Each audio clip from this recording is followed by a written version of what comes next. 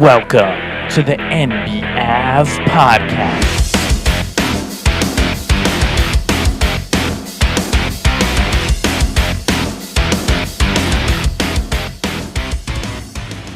To NBAV, the NBA Avenue podcast, and let's kick it into high gear starting with the upsets.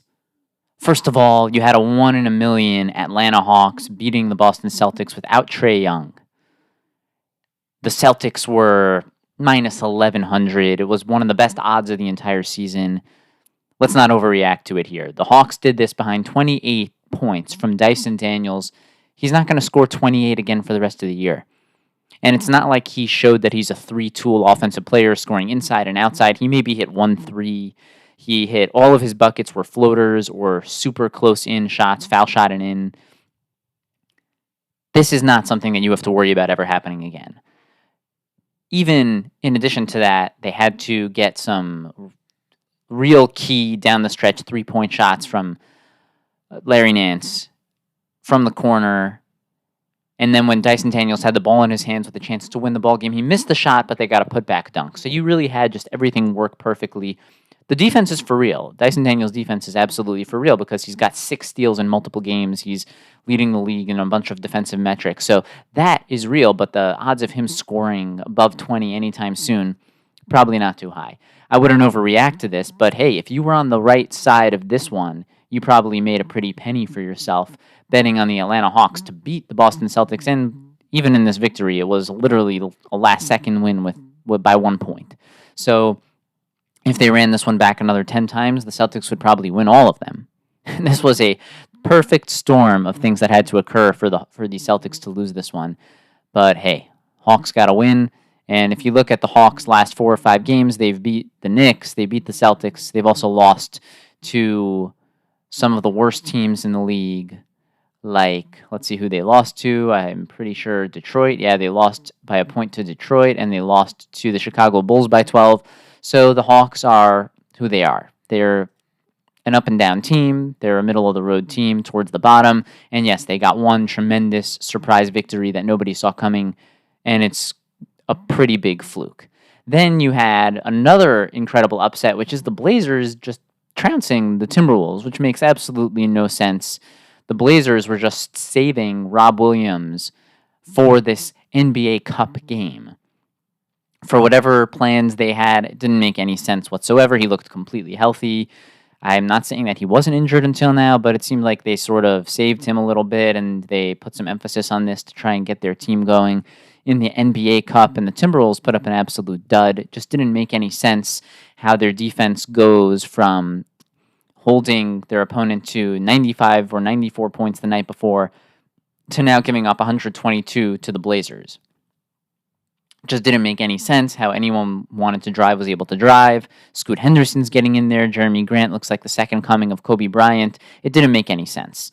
And the Timberwolves are going to come back and they're going to immediately play this same Trailblazers team again. Now, granted, it's not going to be an NBA Cup game, but they'll get their revenge tonight. It's just a surprising loss for the Timberwolves, and it caps off what's a surprisingly lousy start to the season for the Minnesota Timberwolves, and they've got a lot to figure out on the offensive end, and maybe perhaps on the defensive end as well, is what they're showing us. So those are 2 upsets, and then the third upset is the Detroit Pistons beating the Miami Heat 123-121.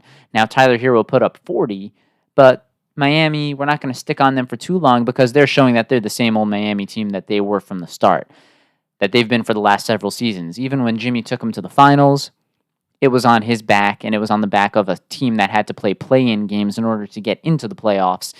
And they're right where you'd expect them to be. They're doing the same thing. What are they, 4-5, 4-6, 3-6? Something along those lines. They are 4-6. Okay, so the Miami Heat 4-6 in the 9 spot. Yeah, they'll move up to the 8 or 7. Maybe they'll sniff a 6 seed, but that's pretty much what they are. For a few games, Jimmy Butler was playing. Jimmy Butler's already not playing, and they're expecting Tyler Hero to just shoot. We said this before this game. We said that Tyler Hero's just going to have the green light like he did in the previous game, and they're seemingly willing to ride this out. Not playing a team brand of basketball, but just playing a Tyler Hero Chuck brand of basketball. They lose to the Pistons 123-121. So we've gone through the Pistons beating the Heat, the Hawks beating the Celtics, and the Timberwolves losing to the Trailblazers in the last game of the night. But in between that, you had some tremendous basketball, namely the Warriors beating the Mavericks by 3 in a homecoming for Klay, coming back to the Bay Area. And he had a great night. He had 22. I actually took the under on him, and he was the reason why I lost like a 6-leg parlay, because I took the under 15.5, because more often than not now, Klay doesn't hit that 15.5 mark. But last night, not only did he hit the 15.5, he hit 22. And if not for Steph Curry, they would have won the ball game as well. So there's a few factors that led to the Warriors winning this 120-117 ball game. One of them is Luka started hot, but he finished cold. This looked like a game where if you were judging in the first half, he put up like 22 points. So he had over 20 in the first half. You're thinking, hey, 50 spot, 40. He didn't even hit 35. So you can see just how great of a first half he played and just how much lousier of a second half he played. Whereas Steph Curry, when the going got tough, Steph made all the shots he had to, including the night-night celebration, which everyone loves. And he stole the night from Klay all the way at the end. Now, you had Buddy Hield throughout the game playing a phenomenal game. But what was interesting was how when the game came down to the last minute or two, he couldn't hit the big three. Whereas Klay Thompson, doing what he's done his entire career, very calmly was able to hit the big three. And he thought that he was taking the game. Turns out Steph had another thing or two to say, along with Draymond on the defensive end with an incredible block on Daniel Gafford, just making you wonder, what is Draymond Green doing to be able to hang in the air that long at this age? It seems like Draymond has retained all of his defensive ability miraculously, even at this advanced age compared to where he was when he was younger. And you have the Warriors getting more and more victories, and you just have to wonder, okay, but when you play in big games like this, because this felt like a big game with the Mavericks going and taking Klay Thompson and now playing against the Warriors in the Bay Area, it felt like, hey, this is a big one. And when the going got tough, Buddy Hield, who played a tremendous game, getting inside, hitting from outside, just really playing an athletic brand of basketball, getting to the hoop. Granted, not as good on the defensive end, but he's providing the scoring that they needed. The question is, when you hit Game 6, Game 7 of playoffs, is Buddy Hield going to hit those big shots that Klay Thompson used to hit? It's one thing to put up the stats in the regular season, and granted, they need it, and it's adding to wins, and it's fantastic. But the other question is, if Steph flings the ball to Buddy Hield for a wide-open 3 with 35 seconds to go and they're down by 2, is he going to hit that shot that Klay Thompson hit throughout his career? And that's the question that we're going to have to get answers to as the season goes on and as they play more big games. Outside of that, you had the Knicks beating the Sixers like we thought. They're integrating Embiid back in. And what's going to happen here is the Sixers are, 2-8? And they're going to play one more tough game against the undefeated Cavaliers. But after that, they're going into a 12-game stretch of winnable ball games. And when I say winnable, I mean most of them are drastically winnable. Let's talk through the 76ers. So they've got Cleveland coming up in their next one. But beyond that, they're then going to face the Magic without Banchero, the Heat without Jimmy Butler, the Grizzlies, who are right now playing without Morant and Desmond Bane. Then they'll play the Brooklyn Nets, the Clippers, the Rockets, the Pistons, the Hornets, the Magic 2 more times in a row, the Bulls, and the Hornets again. So they're playing the Hornets a bunch of times. They're playing the Magic 3 times. They're playing Detroit. This is an incredible 12-game stretch. So you have one more. I don't know what's going to happen against Cleveland. I'm not saying that with Embiid they're going to beat Cleveland, who's undefeated right now. But after that, they're going to have an opportunity to win 8 out of 12 games if Embiid is there. You win 8 out of 12. Let's say they lose the next one. Let's say they're 2-9. So they're 2-9, and then they win 8 out of the next 12. So 2-9, and then they go to 10-13. That would probably be enough to get them firmly back into an 8 or 9 seed. They would be in play-in territory, and then they would be just a few more wins and slowly climbing to get into that 7 or 8, firmly in the play-in territory, or maybe even try to get up to 6. But they're going to have their opportunity. Embiid is back, so yes, they have a horrible start. They're 2-8. Maybe they'll go to 2-9, but then they're going to have their opportunity to fight back.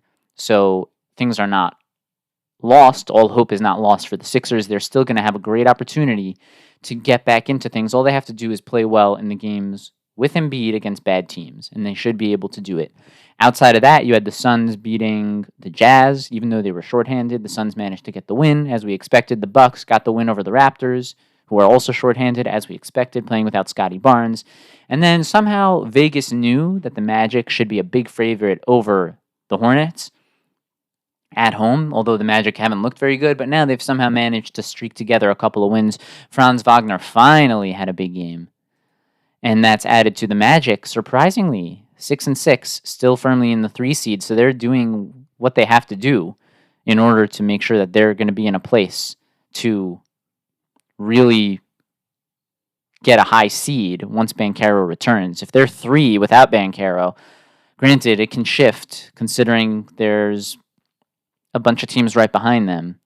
But for now, they're doing what they have to do. They've won their last 3 games. It hasn't been pretty, but they're getting it done. So you got to give them somewhat of a little bit of a salute there. So tonight, we have the Pacers are going to go against the Magic. Now, I like this Pacers-Magic game for parlays because the Pacers have not been playing their best basketball. They beat the Mavericks several games ago, but since then, they're not playing that great.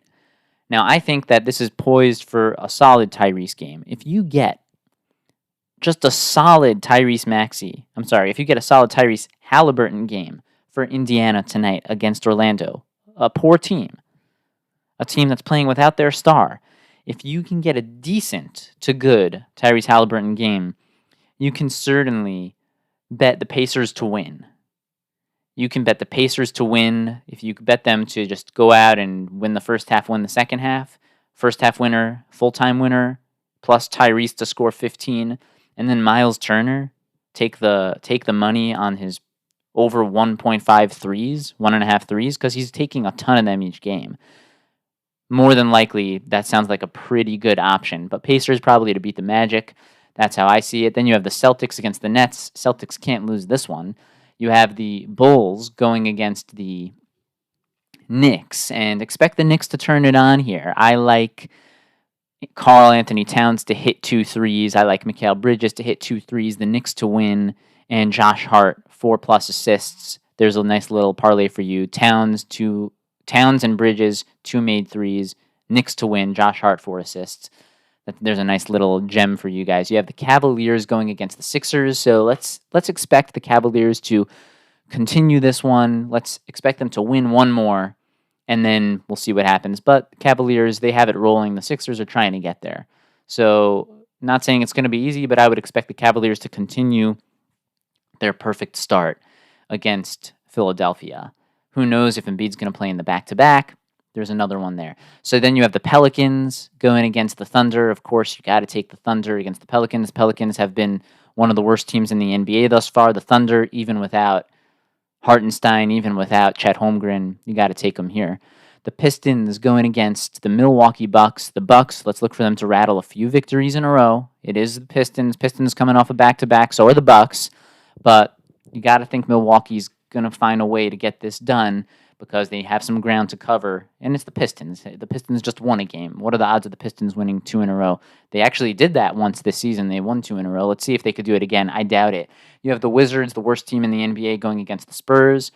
It's hard to pick the Spurs too often, but hey, they're going against the Wizards, so you got to take them. You can never really take the Wizards to win unless you're an extreme gambler. You have the Clippers against the Rockets. It's a pretty even game. It could go either way. I wouldn't worry too much about this one. The Clippers, they have if you have Norm Powell, who didn't have a good game in his last one, and you have Harden scoring, but hey, the Rockets are a more well-rounded team, but the Clippers have Zubac inside. Hey, I mean, you got to think that the Rockets at home, probably a slight advantage, but this one really could swing either way. Then you have the injured Grizzlies going against the Lakers in a game the Lakers obviously have to win. If they're not going to win against a team playing without their top 2 guys, then what do you really expect? They're playing without Morant. They're playing without Desmond Bane. The Lakers have to clean up and get this easy one. Then you have the Timberwolves going against the Blazers for the second straight night. They're going to exact their revenge tonight. That's what I would expect. And then the Suns against the Kings. So the Suns and the Kings played each other. The Suns and the Kings played each other in an overtime game. I believe the Sacramento Kings actually got the victory. So if Sacramento was able to, 2 games ago, they were able to beat the Suns in overtime when Kevin Durant was there. Well, actually, I don't think Kevin Durant was there. I think that was the first game without Kevin Durant. As we look at it quickly, yeah, this was the first game without Durant. So they've already played 2 nights ago, and it was a game that went to overtime. So logic would dictate it should be close again, right? It's the same two teams. Now, the problem is the Kings are now playing without Malik Monk as well. And they showed in their last one, losing to the San Antonio Spurs, that was a big difference for them. Plus, the Kings don't play defense. So this one can really swing either way. You'd like to give the Kings the favoritism at home, especially since the Suns have to go out and win another one without Durant on the second night of a back-to-back. But the Kings, when you don't play defense, you can never really be trusted. So I wouldn't trust the Kings to get the victory. But that's pretty much the way I see it. I would, if I was forced, if I was a betting man and I was forced, I would say I guess you'd have to pick the Suns very narrowly. This wouldn't be one I would bet on. But I think you'd have to pick the Suns because they're fighting harder, they're playing better basketball, they're playing better defense. Whereas the Kings, sure, they have a lot of offensive firepower, but they're going without Malik Monk, and they don't play defense. So can they turn it up for a game and win it? Sure. It's just not something I would bet on. I wouldn't bet on the Kings to suddenly play well defensively. So I would say slight favorite, Suns on the road, but it's going to be a close one. The last time these two teams played, it went to overtime 2 games ago. Could likely be another close one there. A lot of the Suns and a lot of the Kings games are close. They're all coming down to the final 2 minutes, and several of their games have gone to overtime. And then tomorrow, you're just going to have the Dallas Mavericks go on and cream the Jazz, and that's really the only game you have tomorrow night. So maybe we'll get on and we'll review what happened tomorrow with all these games. But for the most part, we're your source for a great time every time. And until next time, we are out.